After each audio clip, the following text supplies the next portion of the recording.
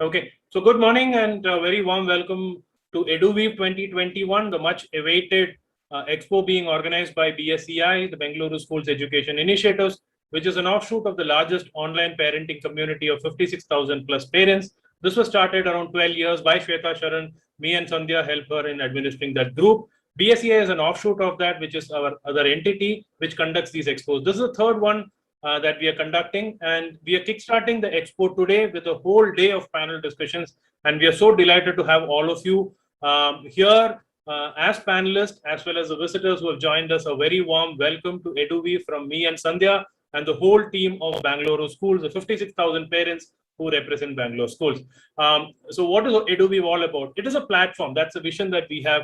We want to be a platform which brings in the 5 pillars of education together. So for us, the 5 pillars are educational institutions, educators, parents, students, and service providers.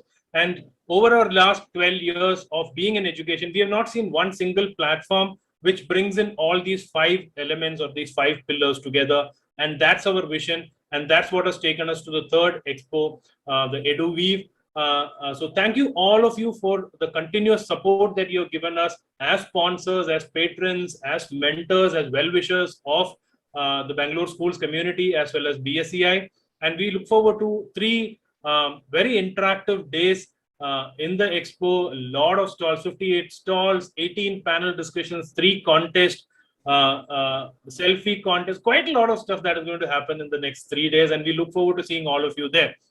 Without further ado, let me start off with the first event that we have, which is being moderated by our own Sandhya Vishwan, the director of Bangalore Schools Education Initiatives and co-admin of Bangalore Schools. Sandhya doesn't need too much of an introduction in the community, but I think as an official function, there is a introduction that I had committed I'll do for Sandhya, so I go in for that introduction. So Sandhya has been an educator with almost 20 years of experience. She's Montessori trained, she's an engineer, she's a psychologist, she's been there, done that in terms of education. She does parent consulting to help parents identify schools and boards for their children.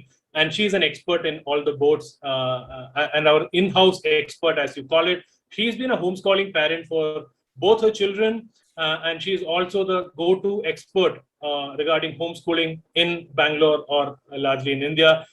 So without too much of a delay, let me hand it over to Sandhya for taking this session forward on how to choose boards. Sandhya, over to you. Thank you so much, Manoj. That was just a little too much. We have other experts here who know much more about the boards.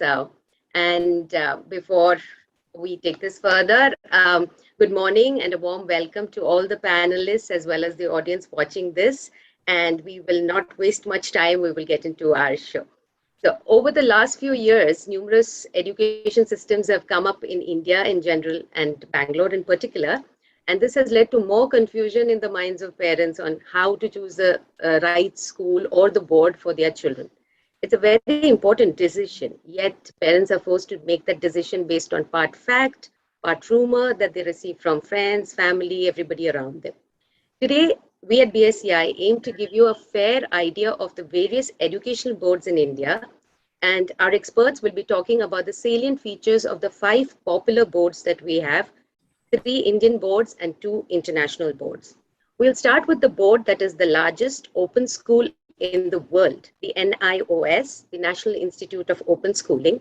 And I would like to introduce Mr. Satish to speak about NIOS. Mr. Satish has been the regional director of NIOS since 2017. He has been with NIOS since 2011 as academic officer. Mr. Satish is also specialized in working with children with disabilities and preparation of course curriculum and learning materials for vocational courses. Manoj, would you be able to play the video? We're going to discuss, right? If not played. The NIOS video.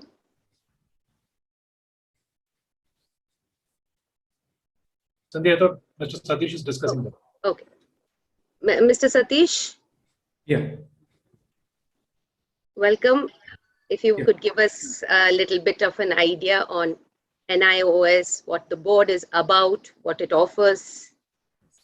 Okay. Good morning, everyone. Madam Sandhya and Mr. Manoj. I thank the organizers of the Bangalore Schools Educative Initiative. I'm really very happy and delighted to be part of this the whole day deliberations. To me, it is a very big surprise, and it's a wonderful event where you're connecting the parents together. I suppose I've not come across such a big numbers where more than 50,000 parents are part of your group. I'm delighted to be part of this event, and I also want to thank all the co-panelists who are here. I convey my greetings from the National Institute of Open Schooling. I represent the National Institute of Open Schooling, which is an autonomous organization under the Ministry of Education.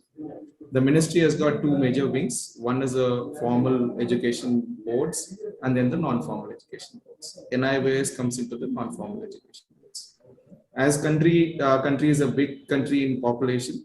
As it is big, it's also diverse in its own nature. Because of its diversity, not all the children are able to go to the school. In order to give them also an opportunity to have the educational needs, the non-formal education system was created, and then that's how the NIOS came into place. It's more than 35 years that we are in India, and in the state of Karnataka, it's since 2011. We are one of the central boards like the CBSE and ICIC, and rest of it are the state boards. We have been given the same equal importance or the equal credits like any other board enjoys, like the CBSE or the ICIC, in terms of their eligibility into higher education and also into employment. Our board primarily focuses on the secondary and the senior secondary education. And we also have something called as an open basic education, which is primarily for children less than 14 years. There are equivalency programs. They are pitched at the level A, B, and C, which are equivalent to class 3, 5, and 8. And then the 10th standard or the 12th standard or the secondary and the senior secondary. We also have a lot of vocational courses, which are short-term, 6 months to 2 years. And these work in various areas. We have about 100 plus courses being offered.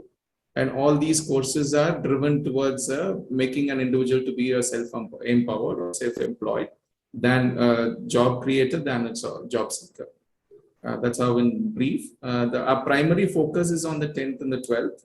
As we know, ours is one of the largest open school system where the whole curriculum is based on the open and distance learning philosophy, which primarily focuses on the self-study and which is being supported by the personal contact programs. That's what is a common term that's used across the globe. Personal contact program, these are the academic supports provided by the schools or the academic institutions. The self-learning process is kind of enabled through the self-learning materials.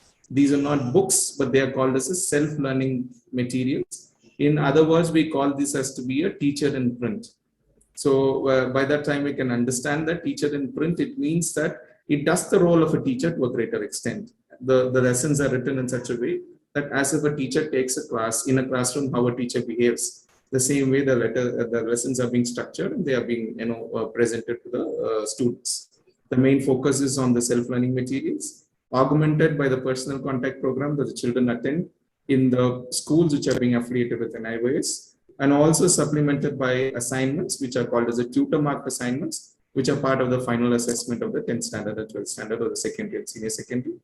It is also being augmented with the online course material that we have. Our NIOS, the whole curriculum, we have the whole curriculum into PDFs, which can be downloaded and children can use it. Plus, we have subject-specific, topic-specific videos that are being made for each of the units. So these online resources are real wonderful resources that the children can use. The key differences that we enjoy with other boards is that being an institute of open and distance learning, there are a lot of flexibilities and openness that we give. Flexibilities and openness in the sense, first is about the age factor. Only a minimum age is being defined for entry level into 10th and 12th.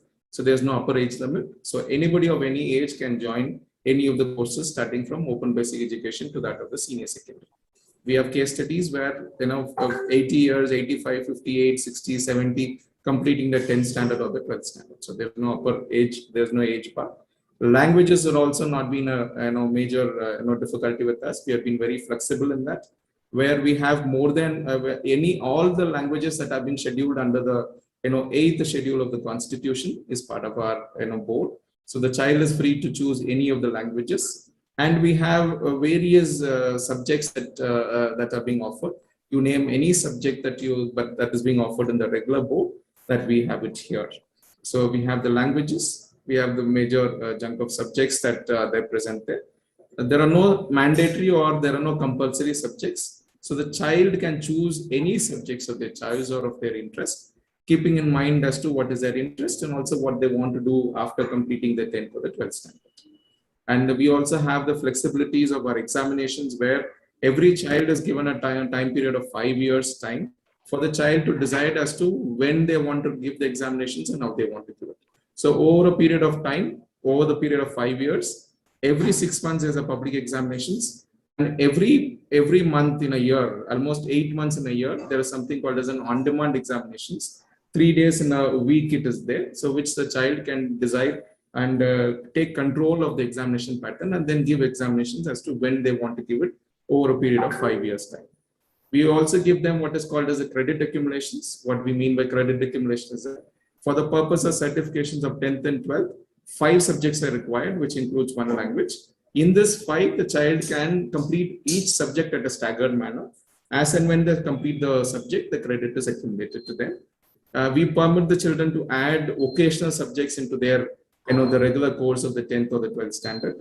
And we also permit them to have any of their, occasional subjects, which is already there. Few of the occasional subjects we have already converted into the academic subject, like painting, home science, data entry operations are all vocational, which are already converted into an academic subject.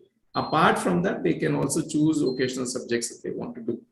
And to add on to what the language that I was talking about, as there are no language in barrier, our course materials are available in different mediums. It's about 8 to 10 mediums, in the sense 8 different languages that the materials are being translated and are available. Irrespective of the medium of the choice that the child does, the child is free to write the examinations in any of those languages that is being prescribed by the Constitution. As per, there are about 22 languages, which the 8th schedule of the Constitution prescribes. So the child is free to choose any of the languages for writing the examinations. Even if I have chosen English as my medium of instruction, I can still choose to write my examinations either in Kannada, Telugu, Tamil, in whichever Odia or whichever languages they want to write. So, and we also permit important facilities that we permit there is something called as a transfer of credit. When children shift from one board to another, be it an international board or be it CBSE or ICSE, from all the subjects they have passed, we permit them to transfer 2 subjects. That's called as a transfer of credit. They transfer 2 of their subjects which they've already cleared it to another board, and then they complete the rest of the 3 to get their certifications in place. That's a brief overview of our board. So as we go down discussions, we'll take if there are any specific questions related to it. Thank you.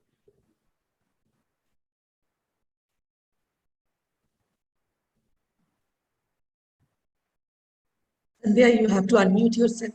Yes, I just noticed. Thank you. One of the questions that just came in is the on-demand exams that you mentioned. Is there a maximum number of subjects that need to be taken, or a minimum number of subjects for the on-demand, or can all of it be taken together? No, on-demand examinations is only a facility that is given for the child to complete the examinations. So in a regular academic year, there's a regular academic calendar. When I register for this 2020-21 block 1, I am eligible to write my first examinations in April 22. And before that, I'm not eligible for any of the examinations. All these on-demand and public examinations begins only after April 22. And April 22, the rest 5 years, there are no restrictions on number of attempts that I make, number of times that I appear. 3 days in a week, there are examinations. So I can choose where there are different centers also available for the on-demand examinations. So I choose the examination center as well. I choose the date of the examinations, like if I want to write it on the 5th August or the 10th August or the 16th August. And I also have the control of choosing a subject. Like on the 5th August, if I choose what subject I want to write. So like that, the child has got the full control of both the place, the date, and also the subject they want to write. So what my understanding is three subjects at one on-demand exam session no, can be taken. no, No. any number of subjects. All 5 So they can be. can, The examination in a week, only 3 days are there. So this week I can take two, and the next week too I can take it. okay. That's a valid point. Okay, another common question that had also come up earlier is the NIOS only for children with special needs and children who cannot attend to school due to focusing on sports, arts, or something like that, or children with illnesses. Because of the openness and the flexibility, it suits to everybody, whoever is in need. So whoever wants to voluntarily choose a board where they want to have a full control of what they're studying in terms of the subjects they want to study, what are the pace that they want to study with, and so if that is the case, it's open to everybody. Because it's open and a lot of flexibilities are there, it helps to certain group of people. So such groups are those children with special needs, when they have learning disabilities, autism spectrum disease, mental retardation, it suits them well, and they tend to use this board very much. And it also helps those children who are into, want to develop their passion, like those who are into sports and music, where they want to spend about 8 hours in a day into their passion so that they can master that particular skill. So for them, this board, suits them very well. So because of the flexibility, it suits certain particular population, and it doesn't mean that it's only meant for them. It's meant for everybody that we have. We have an annual admissions of about 5 lakh admissions across the country, and in that about 20% of them are high performers, where they are aiming for the IITs and JEE examinations. The next 10% is about those who aim for the NEET and the medicine category. And the rest 70 to 80 are the mixed population, where they tend to choose for different various reasons. And to add a point is that this never becomes end point of their study. So it takes, irrespective of whatever criteria, whatever background that they come with, whatever needs they have, it permits them to proceed forward either academically and also the career wise. So you answered a part of the next question, because you said they will be able to take the competitive exams, the NEET and the IIT JEEs. So the question also was the eligibility to be able to take competitive exams. Any of the exams in India? What about abroad? Is NIOS recognized? In India, if you look at how the education system functions, there are certain control mechanisms that are in place. One of such is called as an Association of Indian Universities. So this is an association of Indian University which recognizes all the boards. So any board which is being recognized, be it a state board, be it a government-run board, or whatever board that we have it in the country, state boards and also the central boards, they are being recognized by these Association of Indian Universities. NIOS is also being recognized by it. The advantage or the benefit of having a recognition from them is that the mobility from one state to another is permitted. If you look at it, see, if we are in Karnataka now, look at the neighboring state of Tamil Nadu. Karnataka follows 6 subject policy with the 3 languages mandatory. If you look at the neighboring state of Tamil Nadu follows a different structure of at the basic education, where the 5 subjects is there, where only 2 languages are mandatory. So these disparities exist across the country with the different state boards. Once they are recognized by the Association of Indian Universities, they are being linked at their parameters, and all of them are being given the equal credit or the weightage. Because of that, NIOS is also being given such credit. So it permits a mobility of students from one state to another, from one board to another board. That's one. This Indian Association of Indian Universities also gives benchmarks as the standards for children who come from abroad or who go to abroad. So if suppose if I'm in United States now, I've completed my 10th grade there, and if I want to come back and continue my 11th here in India, I always should get an equivalency from the Association of Indian University, saying that the studies that they have done abroad is equivalent to that of the 10th curriculum prescribed by the Indian government. So that, because of once your board is recognized or authorized, it actually facilitates all these things. So because of that reason, children are always eligible to apply and go abroad, and that has never been a problem. And children have been moving across to multiple countries for academics and also for their career prospects. Okay. One last question for NIOS is, you mentioned the customized and the flexible, that they could homeschool or work from home. However, are there schools offering NIOS with flexible support? Can a school be affiliated to NIOS? As on date, we have about across the state of Karnataka, we have about 140 schools. We're being affiliated. They are on a voluntary basis. They are getting affiliated with NIOS, and they are designated to be the study centers, where these study centers provide those personal contact programs that is required for the student. So for a school, they need to be affiliated by one of the boards, be the state board or the CBSE or the ICSE. That's a mandatory prerequisite that we look for. If any school that is being recognized by one of the boards, either the state or the national board, they can always get affiliated with NIOS and continue to offer NIOS programs there.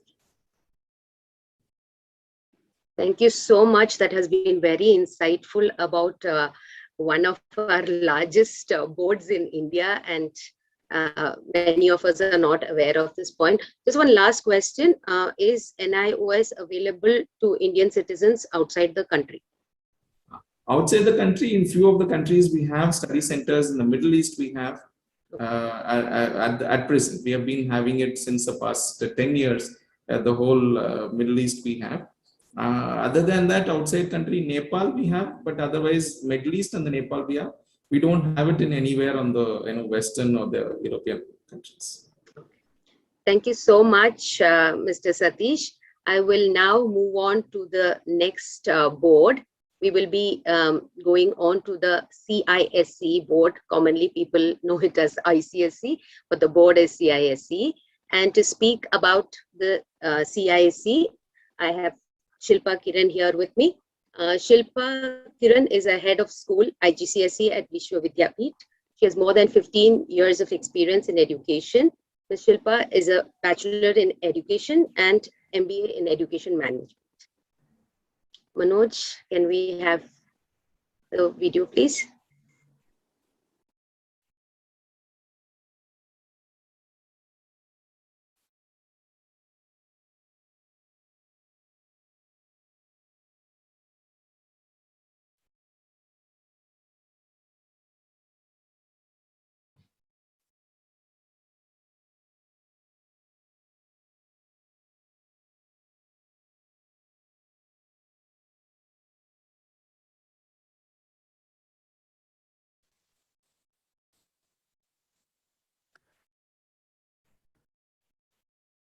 I think the audio is not there. We are not able to hear. Yeah. Manoj?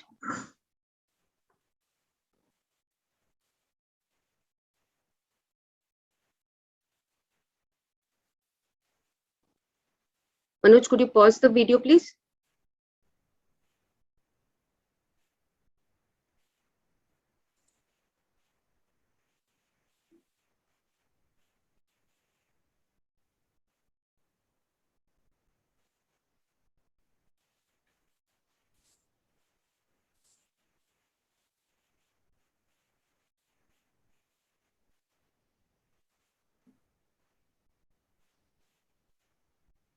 No.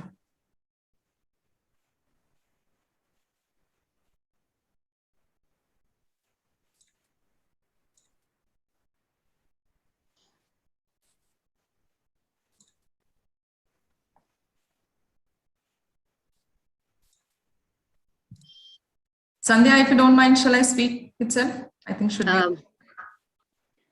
be. Leela. Yes, Ms. Shilpa, I think it is better that you speak. I'll have Manoj to please stop the video.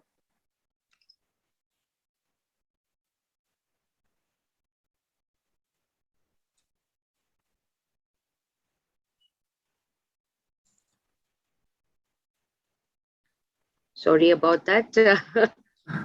No problem. Technical glitches do happen. Okay, shall I start with it? Yes, please. Thank you for the introduction and thank you for the platform. CISE, the board actually stands for Council for the Indian School Certificate Examinations. It is actually an offshoot of the Cambridge Board post-independence, which was set up during the 1956, which was a replacement of the overseas Cambridge School Certificate Examination by an All India examination. That is the reason that's how CISE board came into existence, which is commonly known for everyone as the ICSE school or the ISC schools as such. Now, why people or many of them, why is it got very popular? Since it caters to the needs of the children and it's a very student-friendly board because of their marking system. They give a lot of preference to the internal marking system, and it's a much appreciated curriculum because it has, in terms of knowledge base, they cater to a wide range of subject and has an effective career path for most subjects that are suggested. So it gives a freedom for any school or any teacher to experiment with new ideas and teaching practices also. And it's very relevant for today's students' knowledge gain itself. Now coming to the examinations we have ICSE, that is the class 10 examination, the ISC, that's the class 12 examination. They also cater to something called a Certificate of Vocational Education, which is again the class 12. The class 12 qualifications, it's more like a diploma program that the council is actually providing with. They also give some framework for the pre-primary class 1 to 8. They also give certain guidelines for performing arts, the physical education, and a little bit for Sanskrit language. For the class 5 and 5 to 8, they give some particular guidelines for learning as an extra subject for Sanskrit as well. So these are something that the examinations are from the ICSE, the CISE board. Now coming to ICSE, they have a structure that they go ahead with. ICSE actually follows a 3-language policy. That will be the English, another language which can be picked up from almost 45 Indian languages, or it can also be any foreign languages that a child can pick up. That will be French, Spanish, or German. That depends again on the school, what the logistics of the school, how they are going to provide or give an option for such subjects. This is something that the school actually, the ICSE schools, most of the CISE boards actually follow. Coming to the 10th class, they have a certain structure where they have group 1, group 2, and group 3. The group 1 is the compulsory subjects, where the group 1, we have English, we have language, as I spoke about. They can pick up from almost 45 Indian languages or any foreign language.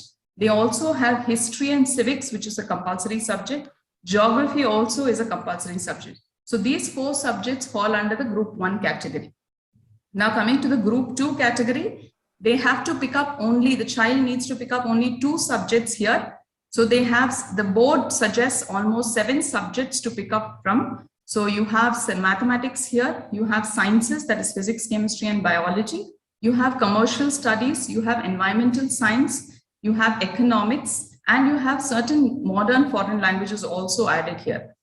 Now, from this 7 subjects, the child has to pick up only 2. That is your group 2. Now, coming to group 3, it is more, this is an elective subjects where almost 15 subjects the board offers, and the child has to pick up just 1 subject from this group. That can be from any of computer applications, commercial application, physical education, art, yoga, home science, cookery, performing arts, mass media, hospitality, fashion designing. There are so many curricular activity based, but this particular group 3 actually caters to a passion of the child. If the child is passionate of any subject and looking at a career path for a longer term, in particular of commerce line or computer line or anything, this gives you a base for it.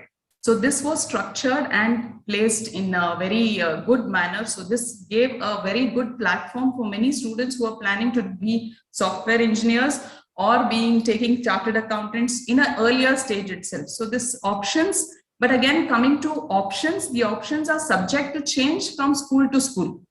due to the logistical reasons of many schools, it is actually the options. The board suggests many options, but the schools also have their own logistical reasons why they provide only certain subjects and not all the subjects. So that is something. Other than this, ICSE also tells that the child has to do a compulsory SUPW. That's socially useful, productive work and community service. This is also a compulsion that the child has to complete a community service, keeping in mind that it's a very necessary skill for any child to come into a society after this particular juncture, because we are all social human beings. So this becomes the child who passes out of this should be a productive person to the society in the future. So this is something that they compel on, so which is a good thing. Now coming to ISC board, the ISC has, that's the 12th board or 12th examination. Now here the child will be having English as a compulsory subject, and the child has to pick up either 4 or 5 subjects. They have a stream for sciences, commerce and arts. That is again, depending on schools, how they segregate these subjects and give it. So that is also in ISC, that's 12th standard. Other than this, you have, as I spoke, we have this certificate of vocational education, which was in accordance with the recommendations of the new education policy during the 1986. This came into the existence so that it can give vocational training for most of these, like a diploma program, like for 2 years civil engineering course, graphic designing, hospitality management, mechanical engineering, print design, in all these. Other than this, this is some of the examinations that the board caters to. With this, the ICSE has become very popular for another reason of it gives concessions or exemptions to children with special needs. So they give like extra time, or they give an exemption for a language paper, but this has to be backed with the substantial documents from the parent, from the heads of institution to the council. The council will check all these declamations which has come from the head of school, and then endorse whether the child needs to have this exemption or extra time or anything. Being a student friendly board, this is one of the best options that they actually came up with. So this is something that is about ICSE curriculum or CISE board as such. Okay, thank you, Ms. Shilpa. One question on the SUPW that you mentioned. Is that a compulsory thing? Does the child get a choice on what they can do for the community, or is it school specific and they have something? See, if the child does any community service by the child, by an individual child doing it also, it is actually counted as an SUPW. But usually what they do is, as a group, they go into certain areas, they teach the children. So this is something that they do it as a group service. So usually schools will be tied up with certain government schools to do these things. Okay, so facilitated by Child is doing it by themselves also. The council will not object, neither the school objects at any point of time. Right. Okay. The one question that has come up is English mandatory as a language, or should be the medium of instruction? Yes, it is. The medium of instruction is English itself. So it is a mandation there, and they give a lot of, it's globally recognized English language.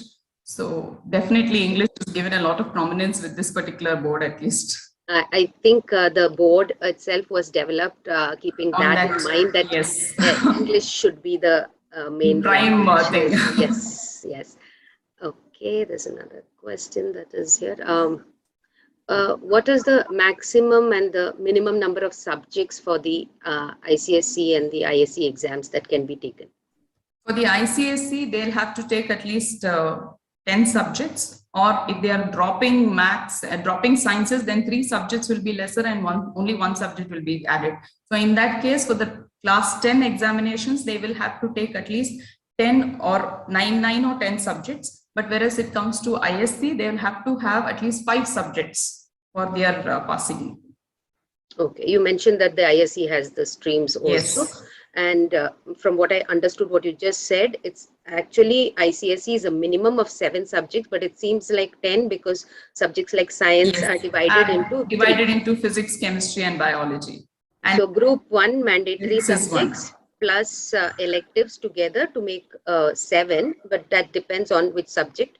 So the But they number have of- a compulsion, they have a compulsory for history, civics, and geography as well. So that is also, yes, the group 1. Yes. yes. Okay. This is regarding the next question is regarding the program per se. Is there only content for high school? I know you mentioned a framework for primary and middle years, but it doesn't. The question is it true that the CISE doesn't have a curriculum for primary and middle years? They and actually only for- don't give, the board actually don't give or compel any school to follow a particular structure or anything, but they do give a framework for us that these skill set have to be completed or skill set for each particular class has to be done. So the framework is very well designed, and they have come up with the whole PDF for the framework in 2018 for all the schools as well. Yes, this was being done even before, but they give a particular skill set structure for every school. And every school is free to facilitate Adapt and any, develop yes. those skills in the way However, that's they are doing it, but they have to reach that skill set so the child is eligible for the 9th level. Okay, a very, very hot topic now, this which has been in the news the last this month in particular. What are the new changes in the examination pattern for ICSE and ISC? I understand it is for now. Okay, for now, due to the pandemic last year, also it was a lot of chaos that the exams got cancelled. So they wanted to come up with something more, at least online and offline based. So in that structure, they made the whole syllabus divided into 2 as semester 1 and semester 2. The semester 1, the papers had to be, will be done in the November end or December first week. That is how the timetable has come right now. The semester 1 is mainly focusing on the objective type of questions. So you have multiple choice and the child reads, I think October 22nd, we got the letter from the board telling that it will be as an offline exam, not as an online exam due to a lot of logistical reasons. So this is what the board has recently conveyed to all the heads of school right now. To semester 2, they plan to do it in March or April. So depending, that should be more of an offline exam itself. Again, it should be as an subjective exam. Now, ISC, they are planning to do the practicals in a continuous basis, and they will do the practicals as per how the school is suggesting it, and then taking the assessment marks will be taken from there. I think the practical papers, the ISC practical papers are suggested for the semester 2 exams. Okay, so what about practicals for the ICSE? ICSE practicals are going on. They don't usually have a paper for it. Okay. Have only a objective paper during the semester 1 and a subjective paper on the same for semester 2. Practicals is an ongoing. So most of them have already done the virtual simulation labs, or they are coming right now to schools and doing the offline labs. Okay. All right. I think we're done with the questions that I've received. We will quickly move on to the next Indian board that we have. And I have Maushami Basu here to be speaking about the CBSE. Mrs. Maushami Basu, principal of Srimati Kamalabai Educational Institution, is a passionate educationist with diverse achievements and interests. She's a postgraduate in English, honors graduate in physics, B.Ed, and a PG diploma in marketing management. In 2019, she was awarded Principal of the Year by Global Guru Foundation. Mrs. Basu has a rich and varied experience of over 25 years in schools in different boards all across India, having diverse responsibility levels. Over to you, Mrs. Maushami. Thank you so much, Sandhya. Manoj? Playing the video now. Yes. Good morning, everyone. Today I'm here to speak about the Central Board of Secondary Education. Is the audio there, Sandhya? Yes. CBSE. The Central Board of Secondary Education was started with the view of enabling the board to play a useful role in the secondary education to make the services available across the country to all the institutions, specifically for the students who were to travel from state to state as their parents had transferable jobs. It was reconstituted in 1962, 1st July, Yeah. Okay. There are more than 20,000 schools across India and abroad, catering to more than 1 million students. It is still the most preferred board in the country. The CBSE follows the K-12 system of education. That is, there is the early years, followed by the primary, that is from 1st to grade 5th, then the secondary, that is from 6th to grade 10th, and the higher secondary, that is 11th and 12th. It follows the NCERT books, that is National Council of Education Research and Training, the books developed by them. It is an inclusive board which believes in learning by doing, art integrated education, and physical education and health education has become an important part of the curriculum now. The CBSE follows the 3 language pattern. That is, there is a first language, second language, and a third language. The first language is usually English or Hindi. The second language may be any of the 30 odd languages that are on offer, other than the language that has been selected as the first language. The students of CBSE also have to qualify in a third language in its grade 8th. It may be any of the languages other than the first and the second languages. From grades 1 to 5, other than the languages, they have 2 more subjects to study. That is EVS, that is Environmental Sciences, and Mathematics. There is no demarcation between science and social sciences at this stage. From grade 6 to 10th, there is a bifurcation of science and social science. In grades 9, 11th and 12th, they have to take up only one language as a compulsory language, and they may opt for another language as an optional one, but compulsory is one language only. Other than these main subjects, the CBSE also provides option of optional electives or skill subjects from grade 6 to 10th. There is a list of subjects which the schools may opt for. The final choice is left to the school. What are the subjects they are going to offer? But there is a wide array of subjects available. It's quite interesting to know that CBSE student can offer take a subject like optional subject like physics with fashion studies or maths with music, for example. That is something we didn't have in our times, and it is very, very interesting. CBSE as a board, it is not a fixed curriculum. They revamp and redesign their curriculum according to the needs of the hour. So they keep on changing. For example, now education is art integrated education, and health and physical education has become compulsory for all students who are in the secondary and the higher secondary classes. CBSE also is digitized, so all the textbooks in their platform and all the vocational subjects and the extra options are all available in the online platform. The eCBSE was launched to provide books on various subjects and classes, including academic, vocational, support material, the portal, and the mobile app Saransh, an online facility for comprehensive self-review, is also available for the students. The OLab is also a very interesting facility that has been provided by the CBSE long before the pandemic came into play. The online OLab is short for online lab. So the students of CBSE found it a very useful tool to practice their practicals. They have got simulations and everything ready over there, together with lot of MCQ questions that can come, which help them give a proper support to the practical subjects. CBSE also provides an option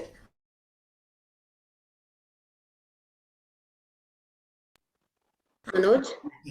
basic mathematics and standard mathematics, so that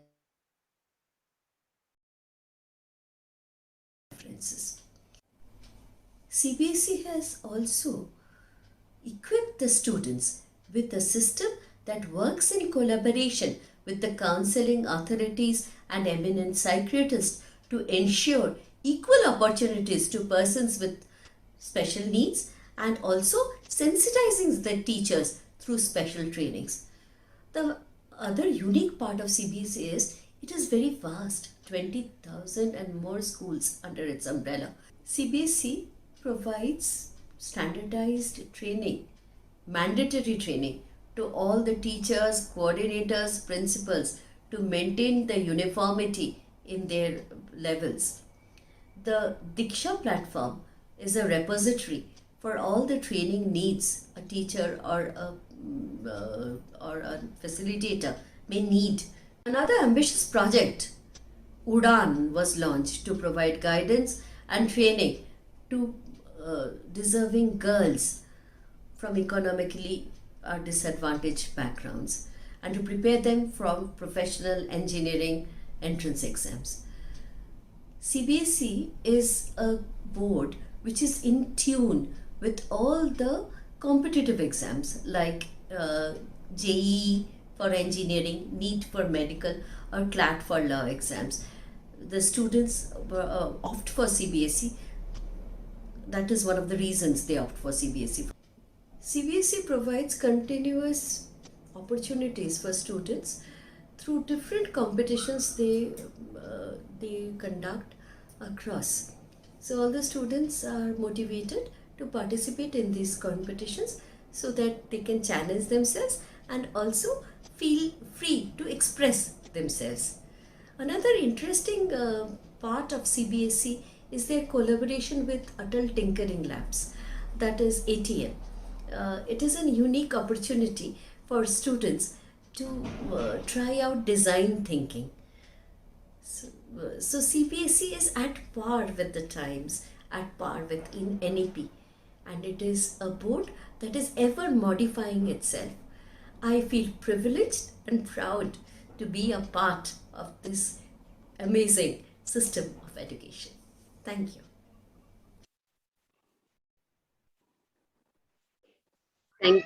Thank you for that very insightful and detailed, features of the CBSE board. We have the questions now. There's one question that says, is the extracurricular activities mandatory in a CBSE school for the CBSE? Thank you, Sandhya, and BACI for organizing such a pertinent topic. Yeah, I'll just go directly to the question. CBSE mandates that extracurricular activities are co-curricular, means there is no option for not doing them. Okay, so of them, as I was stressing, art education is a mandatory field. So art education is not exclusive to only fine arts. Art education includes theater, play, everything. And CBSE has got a pattern and a plan design for the whole year. So that is something all the students, CBSE caters for each different type of students. All the multiple intelligence are taken care of. So art education is a mandatory part of CBSE. Another important thing that they always deal with, and again, a part of the CBSE curriculum, as I was telling, is health and health education and physical education. Now CBSE has made it mandatory that when the students are in campus, when they are in physical school, every day they should have one physical education period. Because physically they should be at, now we understand the importance of physical education, specifically now. So that way it is a very forward-looking board, the way they think about it. And they also offer a lot of skill subjects from grade 6th onwards. Though they are not tested, but the schools have got the option. There are 11 skill subjects from grade 6 to 8 that they can take up, like artificial intelligence. ICT though is already there. Then beauty and wellness, financial literacy plan. These kind of things are there. There are 11 topics that the students can take, which will, if even after 10th, if they want to start a career, means some job, CBSE wants to develop the entrepreneurship feeling. So then it is scaled up in 9th and 10th. They have got more over there. They have got 18 skill subjects that the students can opt for. And the one interesting part of this, I'll just tell you. Suppose a child doesn't do too well in one of the mandatory optional subjects like maths or social sciences or sciences, and they have qualified in the skill subject like ICT or marketing, for example. If they do that, then CBSE has got the option for changing these subjects. Like if they have not made the mark in, say, social sciences, they can, ICT will be taken up in its place. So that is a very good thing for people who are mathematically challenged. Maybe, I'm just... So the best of 4 or 5, whatever, which leads me to the next question that has come up. Which are the mandatory subjects and which are the electives in a CBSE board for the 10th and the... Till grade 10th, they have got 2 languages which are mandatory. First language is either English or Hindi, and second language, any of the other, there are all the Indian languages, foreign languages, many, there are 40, 45 odd languages that they can take up from, and 2 languages are mandatory for grade 9th and 10th. And together with it, they have to go for maths, science, social science, 3 subjects. So total, they have got 5 subjects in grade 10th, compulsory electives, right? And for grade 12, they have got only 1 compulsory language with 4 compulsory electives. So they can add optional electives. So CBSE provides that also. So another thing is for grades 10th, for example, a student who has got certification that the child is digitally challenged, then the child can opt for home science. So that is also provided by the board. It is totally in line with the NEP curriculum that is being taken up. Actually, this NIOS was an offshoot of CBSE. The whole planning was to give help, provide support to all children all over the country for an education that is at par with the times. I hope that answers your question. Yes, yes. Okay, now the common question that just came up for CISE as well. What is the latest examination format for the CBSE? It's all in the news now. Yeah. CBSE had talked of 4 different parameters. So now in November, we can talk of 2 are over. So we can see that at present, we have the term, they have divided into 2 sessions like CISE. The first session with 50% of the syllabus will be in November, December. So there they will appear for, but here it will be only MCQ questions. They will have about 60 odd questions. Of them, there is a choice. Okay, for maths and all other languages, they have to answer 40 questions, 1 mark each. For all the other subjects and English, they have to answer 50 questions. 50 questions. So the all of them are of equal value. So it comes down to 0.8 marks per question. But there is a choice over there. This is about term 1 exam. Term 2 exam, term 1 exam is of 90 minutes. And 20 minutes is of reading, but they'll have reading time. So some external person will come and observe the exam. I'll be there as a center observer. That is for term 1. Term 2, they have still kept open 2 choices. One, it will be a 2-hour paper. And it will be a subjective paper, a mix of all types of questions that will be there. Okay, and it will be only a semester pattern, like 50% of the course will be taken up in the second term. Okay, there is also a choice. If the situation deteriorates or something happens, then it may be in the MCQ format also. This is only specific to this year.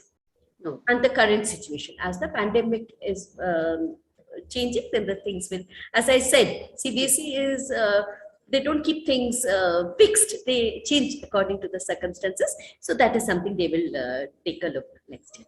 Okay, that also came up as a question. I was wondering if I should ask here. A parent was asking if these changes come up quite often, like once in a couple of years, won't it affect the students because they're preparing in a certain way and suddenly there are.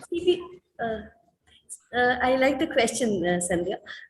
But what CBSE looks at is preparing the students, making them learners for life. They don't want them to be parrots, that they mug up something and tomorrow they go for the real life situation and they get lost over there. So if you look at the CBSE evolution throughout the ages, this changes like this necessitated it. This pandemic caught us all by surprise. But at least CBSE had that Saransh platform, the digital platform. So it was quite comfortable for the CBSE schools to go to the digital medium. So the changes that come in CBSE are not out of the blue sort of thing. It is a gradual change. So we always, as the heads of institutions of different schools, we always encourage the learning of the students. And CBSE gives innumerable opportunities to the students for these competitions to take part in them, so that they face. As I was talking, my pet, I love this tinkering labs, the digital spaces. Problem thinking, they get a problem and they think on their own, and they become problem solvers for life. Because this, what we thought, what we saw, like I love Tagore's quotation on this, that don't limit your children to your learning, because they were born for another era. So it is a forward thinking age. So we have to keep evolving, otherwise we will be left behind. And our students. So what I understand is skill building is primary focus of the board, Yes, and yes. that is staggered through the years before these changes are being made. And Okay, they are not sudden changes. Like the changes are there and Being planned and- they know it. So they move forward gradually. Thank you, ma'am, for that. And we'll quickly move on now to the international boards, and not the Cambridge, actually, the UK curriculum has been quite popular in India for many, many years, but now it's commonly known as the IGCSE exam, which is the 10th grade exam. And we will move on to that topic as UK curriculum. And we have Anjana Gupta here to be speaking about it. Ms. Anjana Gupta is Cambridge Program Coordinator at Candor International School, Bangalore. She has close to 2 decades of demonstrated history of working in the education management industry. She's skilled in classroom management, curriculum development, and teacher training. She holds a B.Ed and MBA. Manoj, over to you. Welcome, Anjana. Ma'am, you're muted. Thank you, Sanai. Thank you. Manoj will, yes, thank you. Good evening. I'm going to talk about the Cambridge program, which is a UK-based international curriculum, which is widely popular and well recognized in India. The Cambridge International Curriculum sets a global standard for education and is recognized by universities worldwide. The curriculum is flexible, challenging and inspiring, culturally sensitive yet international in approach. Cambridge students develop an informed curiosity and a lasting passion for learning. They also gain the essential skills they need for success at university and in their future careers. Cambridge programs combines and emphasizes on mastering subjects both in depth and with the development skills for study and work in the future. It values deep subject knowledge as well as the conceptual understanding that helps students make links between different aspects of a subject. Cambridge also encourages students to develop higher order thinking skills, problem solving skills, critical thinking, independent research, collaboration, and presenting arguments. Cambridge students are encouraged to reflect on their learning so that they are able to build on experience and plan ahead. They become confident, innovative, and resourceful, secure in their knowledge, yet open to new ideas and opinions. Cambridge Pathway is for students aged 5 to 19 years. Its wide range of subject and flexibility gives school the chance to shift the curriculum so that it is exciting and relevant to their own student. It also have the chance to acquire the knowledge and skills they need to achieve at school, university, and beyond. The Cambridge Primary Year program, which caters to 5+ years, Cambridge Lower Secondary for 11+ years. It also caters into the checkpoint, which builds on the primary stage and develops children's knowledge and skills in mathematics, English, and sciences. It offers schools a means of tracking students' progress through the lower secondary phase, an integral package of teaching, learning, and assessment materials. Checkpoint tests are for use at the end of grade 8. They are marked by Cambridge and provide schools with an external international benchmark for students' performance. Checkpoint also enables feedback to be provided on a learner's strength, weaknesses in their key curriculum areas. Feedback of this kind is an invaluable source of information. Schools and colleges will be able to make strategic decisions drawing upon a pool of information and specialist reporting tools built into Checkpoint. Cambridge Upper Secondary, which is meant for 14+ years, is IGCSE. It helps improve performance by developing skills in creating thinking, inquiry, and problem solving. There are about 70 subjects available in Cambridge IGCSE, including 30 languages that schools can offer them in any combinations. The syllabus is designed to enrich the students' knowledge and culture. Exams are to test the students' understanding and ability to analyze and evaluate, not evaluate the ability to memorize. Specially designed questions are included in each exam, thus to differentiate between outstanding and average students.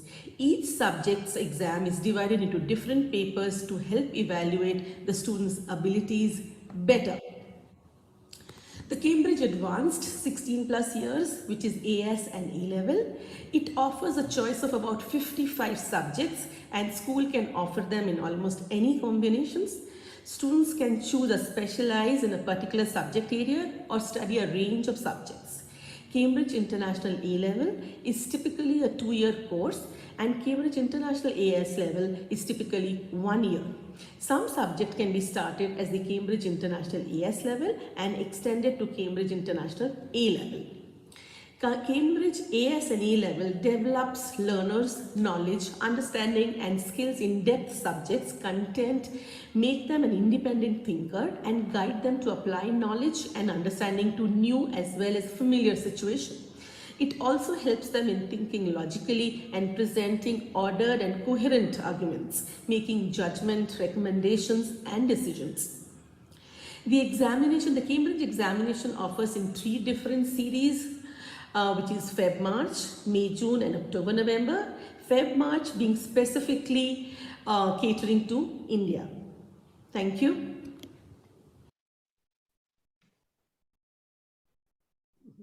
Thank you, Anjana ma'am, for that detailed explanation of the board. I have quite a few questions actually that has come up. The first question, considering that it is a foreign curriculum, would the subjects or topics be relevant to India?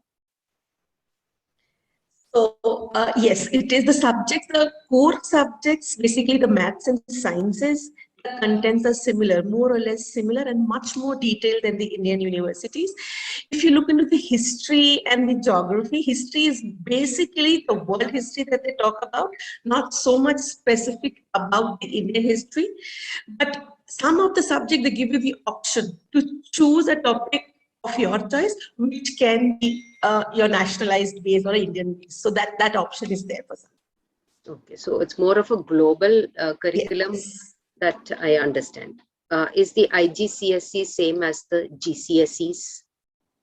So IGCSE and GCSE is more or less same, but the GCSE and Excel things, they come under the Pearson Excel, and Cambridge comes on IGCSE and AS A-level comes under the Cambridge. Okay, that's actually another question that had come up, the difference between the Cambridge curriculum and Edexcel. Edexcel is from Pearson. Yes. So is it like 2 different boards? They are a sort of two different board, but both of them have equal weightage and equal importance. So there is no difference. There's no hierarchy of any of the curriculum there. Some of the subjects in Edexcel has a deeper content, or some of the other subjects in Cambridge has a deeper concepts, because as we understand, the Cambridge concepts, the AS, A-level and the are very content heavy. Okay, some of the concepts and the topics that are taught can be compared with the undergrad syllabus that we do in India and some of the topics that we do at abroad also. So they are very content heavy. Yes, so it is a deeper conceptual knowledge, more or less similar, both Edexcel and yes. Both are at equal levels, but I see that the Cambridge is more popular in Yes. India compared to the Edexcel, though Yes. that is also offered at some places. Yes. Now the next question, if a second language, okay, so this would also lead to from another question. So I will check that question first. We often hear about the regular IGCSE and something called the ICE. What? Okay. Regular IGCSE. Now, Cambridge does not restrict you or binds you within the syllabus or the subject choices that have. Cambridge, as I mentioned, they have 70 different subjects to offer with 30 different kinds of languages. Okay, so they do not specify. Cambridge doesn't specify that you have to take a math or you have to take a science or you have to take a history. Unlike some schools would like to put a framework into the system and they plan the subject choices. So just to let you know, Cambridge says that English plus 5 subjects, usually if you do that at IGCSE level, that is termed as pass, but most of the school minimum ask you to do 7. Some school goes to 9 and 10 as well. Okay, so there is no restriction. It depends on the time frame, timetable you have. You can offer 5, 7, 10, and also depends on the capability. Sometimes it is we have a specially able child who cannot handle 7 or 8 subjects, so we do give them the chance of doing only 5 subjects, but that does not mean that he or she does not pass the IGCSE. They do clear the IGCSE. We term as a pass of IGCSE. Now, when it comes to ICE is a separate certification along with the IGCSE, which is developed for a holistic curriculum. That means under ICE, you have to do 2 languages, 1 second language, 1 from the humanities, 1 from the math, 1 from the science, and 1 from the creative. So if the whole syllabus of 70 subjects is divided between 5 or 6 categories, and when you choose the subject, you choose 1 from each category to get that to be enabled to get that ICE certification, which actually leads to a holistic curriculum, basically. So that's the difference between the ICE. And so ICE is an additional certification apart from the IGCSE. Okay. I'll just add on to that. I think there are 5 groups for the ICE. Group 1, which is languages. Group 2, which is humanities and social sciences. Group 3, sciences. Group 4, mathematics. And group 5 would creative and vocational. Okay, so from that, what you said is at least 1 subject from each group needs to be 2 languages. So it can be the English language and any of the second language. So 1 English, 1 second language, 1 from each group, and a minimum 7 subjects you have to get that ICE certificate. That's a condition. Right. And is there a maximum for that? No, there is no maximum. No maximum. Minimum 7, and you have to take 1 subject from each group. Each group. Okay. Yes. Which means that from any one of those groups, you'll have to take at least 2. Yeah. Usually people take a language and a second language, an English language and a second language. So that's 2 from language, and any 1 additional subject from any of the groups. Sure. And that was the question I was going to ask earlier. If second language is compulsory, is it a foreign language? Does the board offer any Indian languages as options? Yes, we do offer Cambridge. Cambridge offers Hindi also as a second language. Okay. Just to let you know that Hindi is offered by Cambridge, but the exam happens only in the Feb-March series. So Hindi is not offered in the May-June and the October-November series. Whichever school offers Hindi, the board exam happens in Feb and March only, because it is mostly India, so they only restrict it to Feb-March series. Okay. Okay. This Application-based question paper, I think that's the term that we keep hearing quite a bit. So the question is, does this mean that more marks are allocated for practicals, or is it only experiential assessments that are done? Okay, so I'll just take up one subject of IGCSE. IGCSE subjects, as I told you, that it is assessed with a wide range. So you will have 3 papers in IGCSE, any sciences if you take. Paper 1 of the paper will be a multiple choice. Now, when you look into the multiple choice, the learning, the assessment is based on the entire, there are lots of skill sets that is being assessed, okay? So it is not only the knowledge, it is the analytical skills, it is the application skills, it is the evaluation skills, okay? So these are the kinds of skills that we focus. If we also look into the marking scheme or the structure of the curriculum, it focuses less on the rote memory, less on the knowledge per se, but the application, the analysis, and the evaluation of that knowledge into a given situation is given more focused on, okay? And hence, a learner, a student has a holistic, he's a problem solver, as we say, given a situation, he has a knowledge, given a situation, and he applies that knowledge into the situation and solves the issue, that's how it goes. Okay, so it's actually a written paper, but the questions are more application based, where the skills need to be applied rather than rote learning questions. Like you don't have a direct question saying define such and such a thing, or no, there is no what is and how is, okay? There is no, it's always explain and discuss.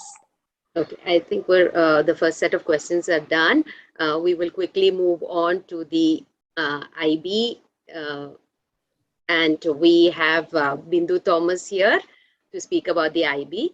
Ms. Bindu is a dynamic educator, and this is her 8th year in educational leadership. She played a key role in the successful implementation of the IB PYP program and was instrumental during the authorization and evaluation process of the PYP program at Oak Ridge International School. Manoj, could we have the IB videos, please? Welcome to all of you. I'm Bindu Thomas, the head of primary PYP program at Oak Ridge International School, Bangalore. There is often a question about what is IB curriculum all about. The middle years program. Manoj?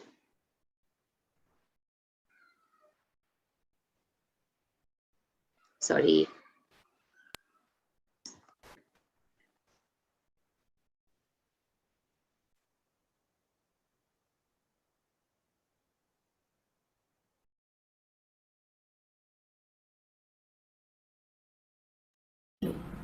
I'm Bindu Thomas, the head of primary PYP program at Oak Ridge International School, Bangalore.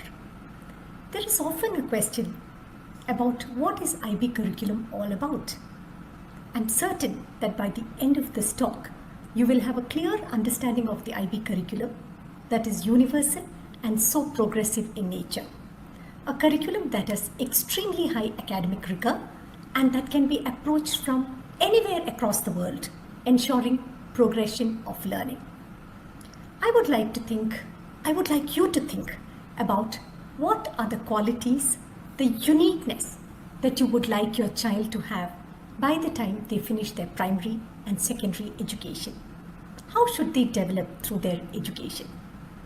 To the same question, the answers that I most often hear are: every parent wants their child to have a broad understanding of the world, keeping in mind the differences around.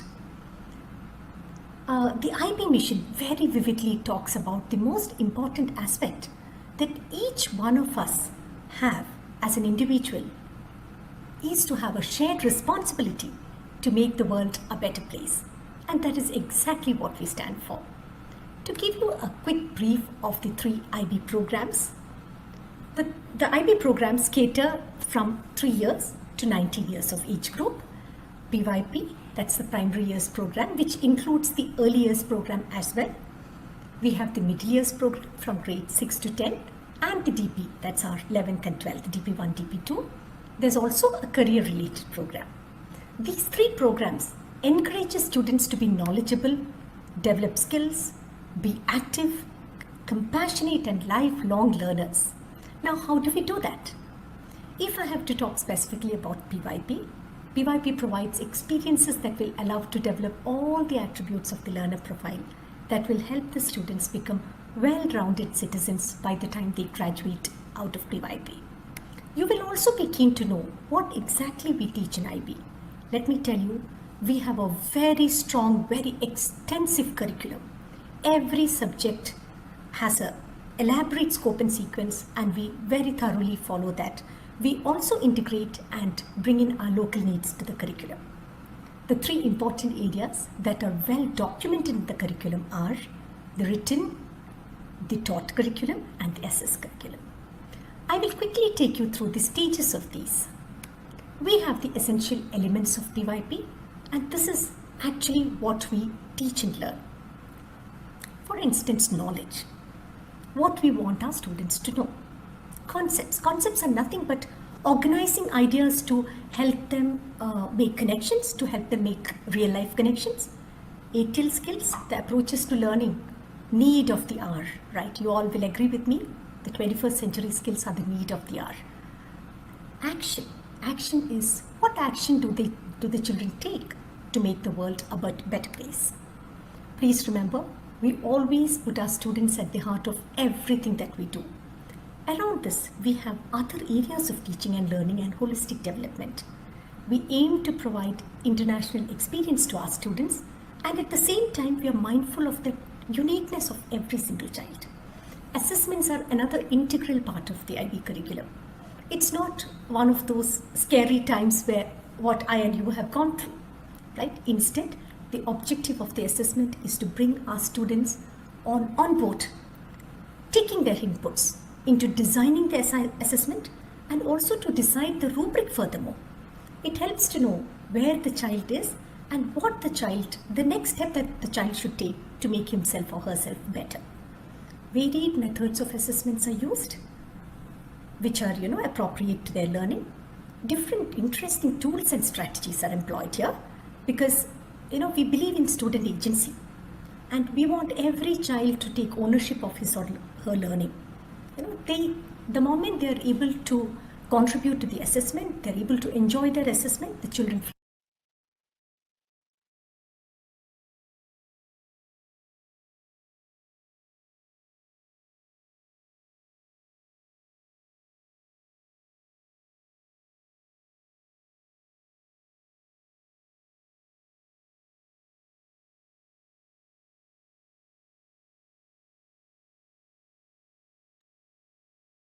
program focuses on the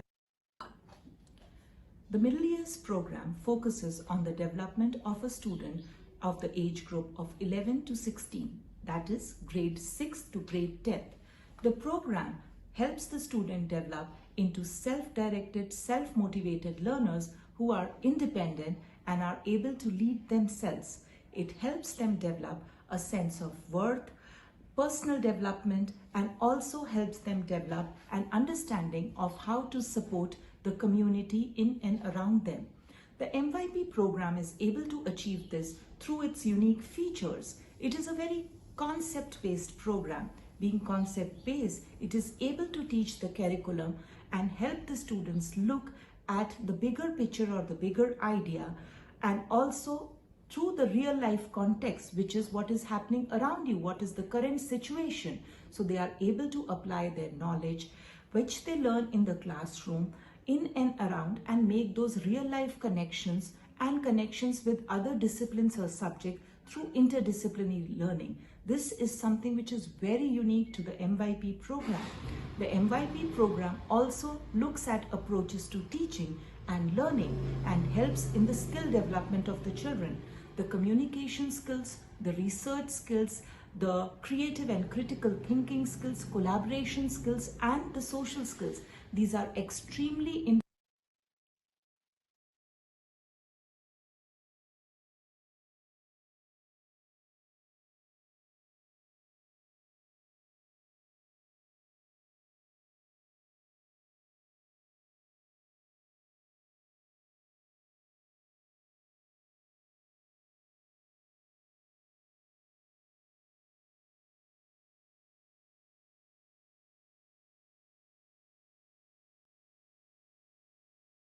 Another reason I could say is college values students with meaningful experiences beyond the classroom. When I say it's beyond textbooks, beyond classroom, they look at something what the IB offers, what we call it as creativity, action and service. This is one of the core elements of IB, and by doing this CAS, by the prerequisite hours that each student puts in over this 2-year program, they are able to go beyond the classroom. So this is a very, very meaningful experience that is there for the IB program.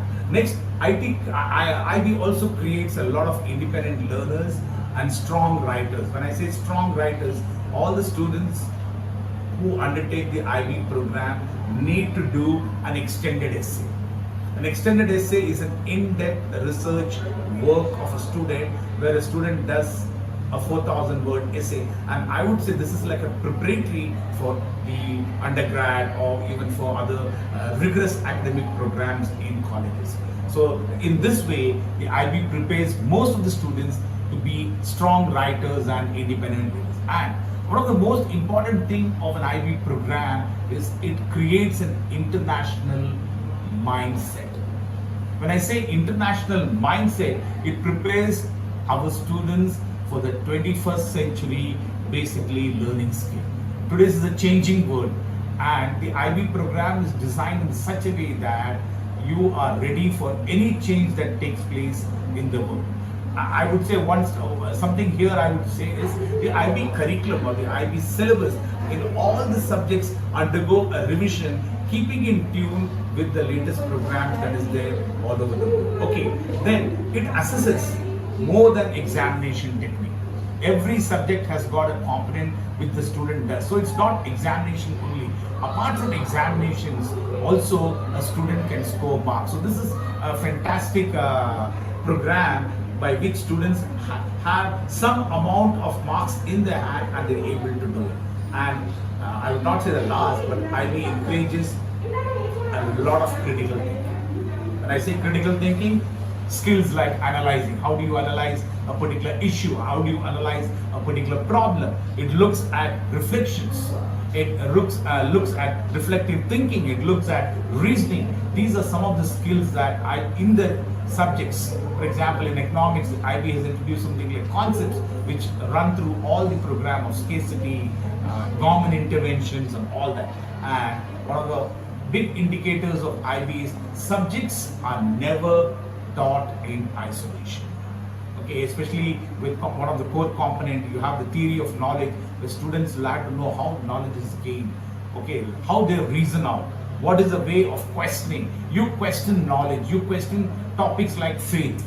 So this brings about a great learning experience for any student that undertakes an IB program. And there are 10 more reasons for that. IB has given out as a learner profile where each student is in the 2-year program taught to be a risk taker, looking at time management skills, a balancer, a reflective, a principled person. So with all the skill sets that the IB equips you, you are molded into a much better student to face the university programs that the most rigorous universities offer. Okay, the IB program is so unique that all 3 parts are separate programs in itself, that it is difficult to actually comprise it in 10 minutes. I understand, and maybe we'll have to do a whole session with only IB. As you could see that when Ms. Bindu Thomas was speaking about the PYP, that alone takes up so many components in it. And then comes the MYP program, which Richa Mehrotra was speaking about, and that has a separate set of components. And then comes the IBDP, which is again another program by itself, with one program skill sets leading to the next. So I suppose we'll have to do a next session, and I have some very technical questions on the MYP and DP. So I think we will skip that and go to the general questions. Maybe when we do the session on the IB alone, we'll be able to cover that with the experts from those programs. So quickly, the general question that I have for the IB is it recognized in India? Thank you, Sandhya. Thank you very much. And that video we had actually weaved it, but I'm not sure what exactly Yes. happened. Yeah, it led So I one had to the edit other. some. Yes, I did edit some part of it, but there were some parts which were not edited properly. Even from the mid-sentence was the next transition. So that's okay. Short lack of time, I understand. So we'll just get on with this, and we'll probably do another only IB session. Right. All right. Yes. Can you repeat your question, Sandhya? The IB board, is it recognized in India? Very well. So I think this has been a talk since a long time. And, people, it's a very progressive curriculum, right? So people have been, this is a question that's on the go continuously. So yes, the IB program, the International Baccalaureate program, is highly recognized in India, and students study programs in India with an IB qualification. That's how it is known as, right? The acceptance of the curriculum is very high across the world. So when I talk about the IB program, the Indian universities have started accepting this, our curriculum. It depends on the time of the year, and I have that exact data also with me. So children can, depending on the need of the child or the wish of the child, they can choose the Indian universities or abroad.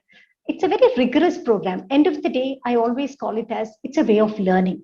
So it's a very rigorous program that helps children to cope up with the university expectations, both in and out of India. So we have many of our alumni who have joined the Indian universities. And, what happens actually, Sandhya, it's a very beautiful, transition that you see there.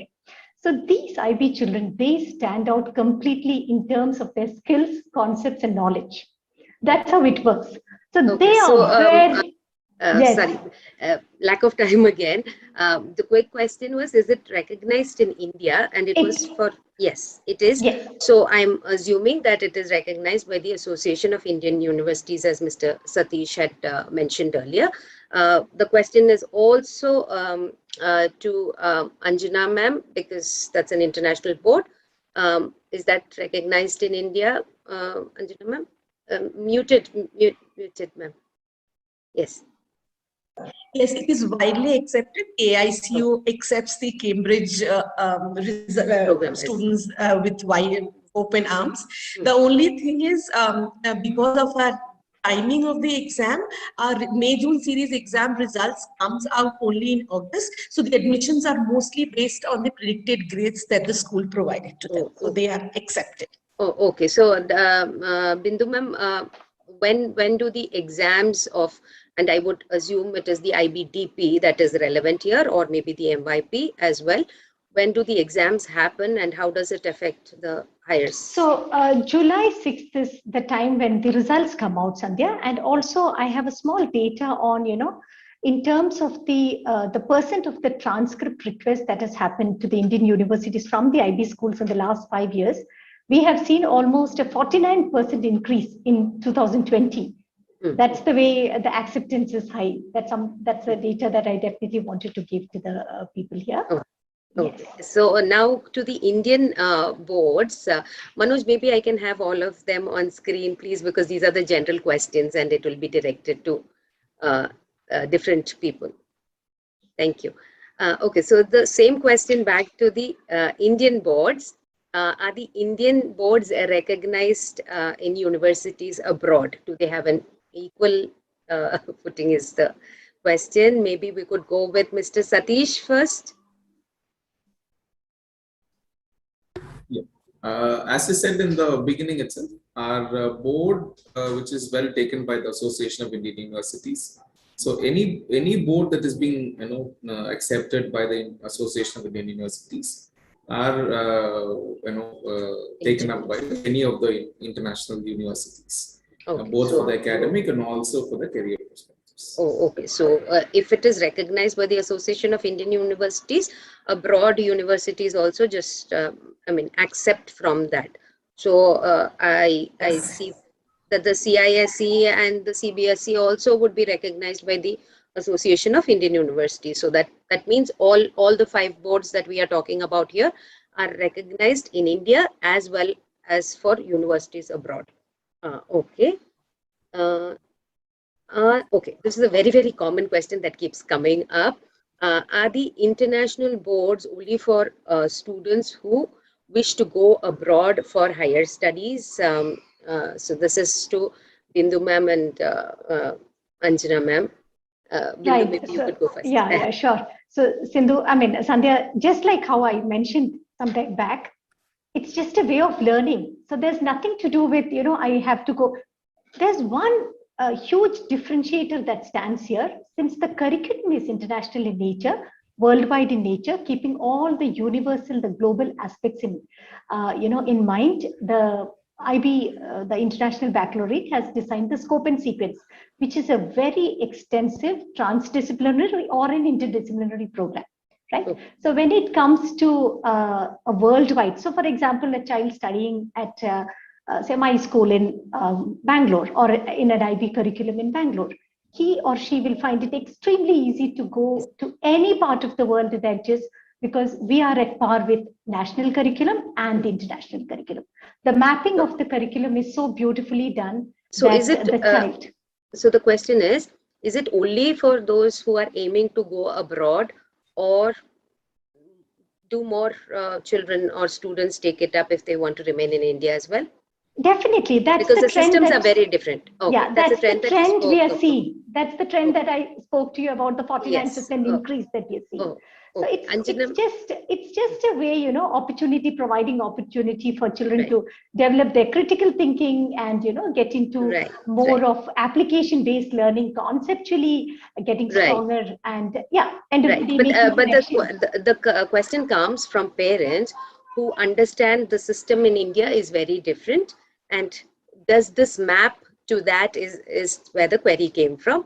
Anjana ma'am, your experience with so the curriculum is designed in such a way, okay, where the apart from the rote memory, what the skill set is developed, the approach to the learning and teaching process is entirely different than what we have grown up with when we were growing up. Okay, it is much different. So the children are trained to face the challenges of the real life scenario is what actually helps. Now, whether they go under the Indian university or they go into the international universities, they are much more prepared to face the situation, is what I would say, if they take up the challenge of the international. Okay, thank you. So, Sandhya, I just will quickly come in. So the curriculum, the IB curriculum itself comes with a very extensive scope and sequence. And so there's a direct question on that. I'll just read out the question. Maybe you can answer it relevantly to this question.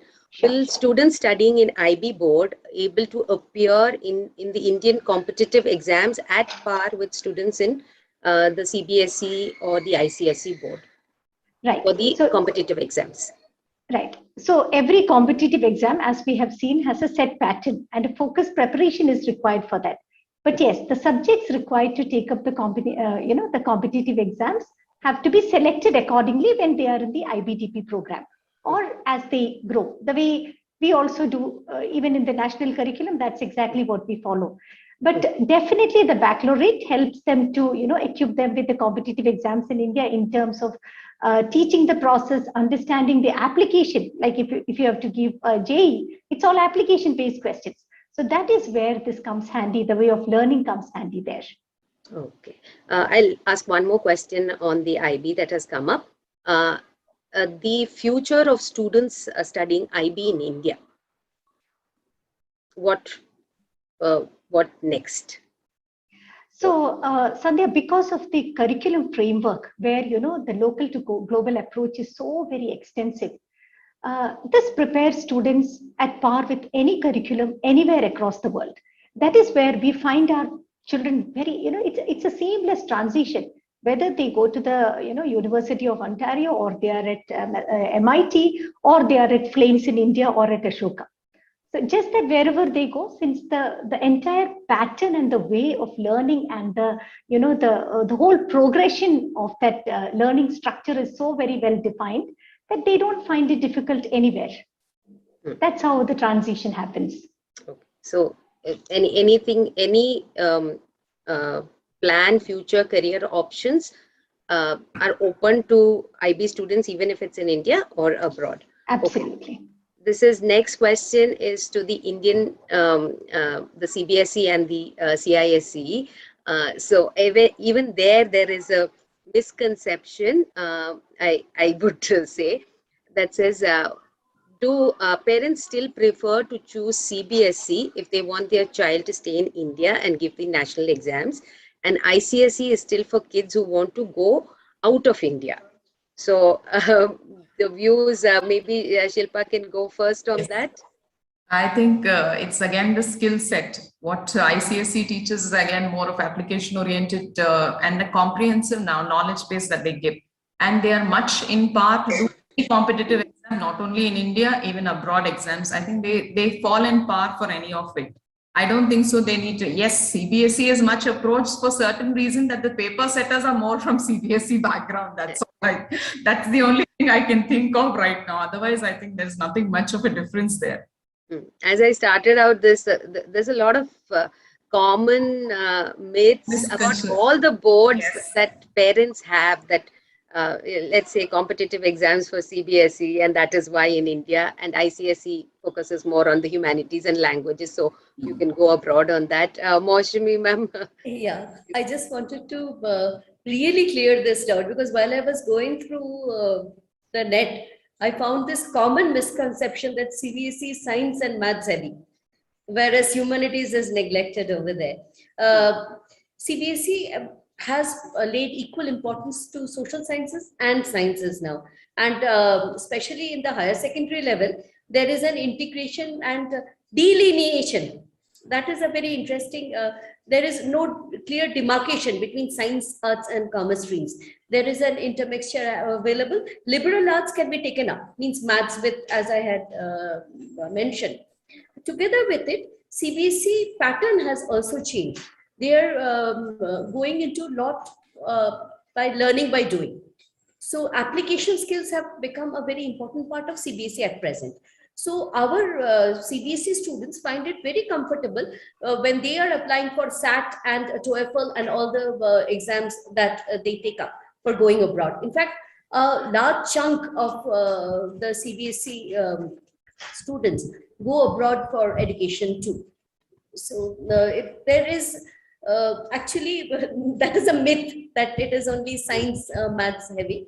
Right. So, it is across, and a very, very versatile board as such. Okay. So that leads to one of the questions that has come up, and I will also answer that because it is general in nature. The question is, in effect, the student is dependent on the school for subject choices in ICSE is the question.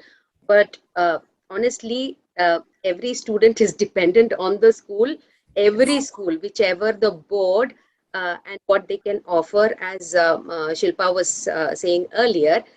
Logistically, it is not easy to provide all the subjects that a board offers, and the choices are made by the school. On that note, there's also another question to Maushami ma'am. If the school doesn't provide the option, if doesn't offer those subjects that you spoke about, like marketing or finances, is there a way for the student to take part in the exam or appear for the exam? There is a provision over there too. Specifically, I will talk about like people coming from abroad. For example, they have taken English and French.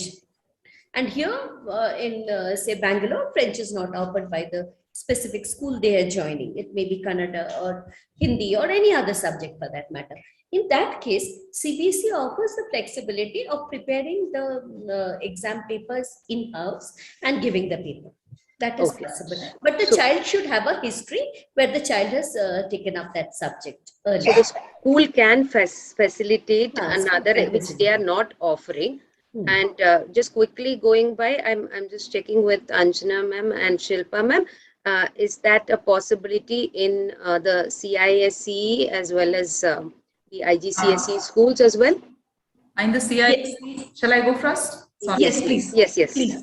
For the CISE, it usually doesn't allow because private candidate thing is not a structure in CISE. That was my next question. No, leading from what Mosmi ma'am said, can the school facilitate? Let's say you are not offering a subject like cooking, but it is part of the No, board. usually the CISE board doesn't give that structure at all because they need to have particular specifications in place, and then they have to register the child for that. So, Okay, so yeah, okay, clarification done. Anjana ma'am, what about Yes. the? So Cambridge is flexible about taking a subject as a self-study subject, but while giving that permission, we have to be very careful. As you just mentioned about cooking, cooking has a practical component of the examination process, and if the school doesn't have a lab set up where the practical component of the exam is being conducted, then it becomes a challenge to offer that subject as a self-study. Oh, okay. Got that. And I'm sure with the IB, because the programs are interdisciplinary, it's about the choice from there, which also, all these answers just led to another question that we have.